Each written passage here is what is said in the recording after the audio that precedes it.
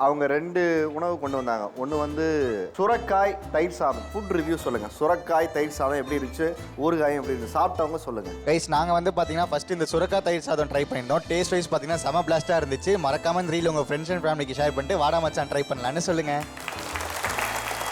அடிக்கிற வெயிலுக்கு நம்ம தயிர் சாதம் சாப்பிட்ருப்போம். ஆனால் வந்து சுரக்காய் தயிர் சாதம் சாப்பிட்ருக்கீங்களா? அதுவும் வந்துட்டு அக்காவோட கைப்பக்குவத்தில் வந்துட்டு பார்த்தீங்கன்னா சுரக்காவை நல்லா கீத்தாக வந்துட்டு பார்த்தீங்கன்னா நறுக்கி ஒரு கெட்டி தயிரை வந்துட்டு பார்த்தீங்கன்னா நல்லா மிக்ஸ் பண்ணி அதுக்கு தொட்டுக்க நம்மளாம் மாங்காய் ஊறுகாய் சாப்பிட்டுப்போம். ஆனால் மாங்காய் பச்சடியோட சாப்பிட்டு பாருங்கள், தக்காளி தரமாக இருக்கும். யாரெல்லாம் குமரி பக்குவம் சாப்பிட்டீங்க?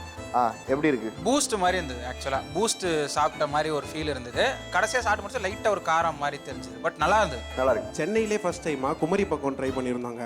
ஒரு ஸ்பூன் எடுத்து ட்ரை பண்ணால் வாயில் வலிக்கு வயிற்றுல சொர்றன்னு போகுதுன்னே சொல்லலாங்க. நீங்களும் உங்கள் ஃப்ரெண்ட்ஸ் அண்ட் ஃபேமிலி கூட ட்ரை பண்ணிட்டு எப்படி இருக்குன்னு கமெண்ட்ல சொல்லுங்கள். இது ஆக்சுவலி இதுதான் ஃபர்ஸ்ட் டைம் இதை நான் ட்ரை பண்ணுறது. இது குமரி பக்குவமா? ஆமாம் சார், இதுதான் ஃபர்ஸ்ட் டைம். நல்லா இருந்துச்சு. பட் அதில் கார்லிக் மட்டும் கொஞ்சம் ஸ்மெல்லு எக்ஸ்ட்ரா வர மாதிரி எனக்கு ஒரு ஃபீல். எனக்கு இல்லை, 2-3 பேருக்கு இங்கே அந்த மாதிரி தான் இருந்துச்சு.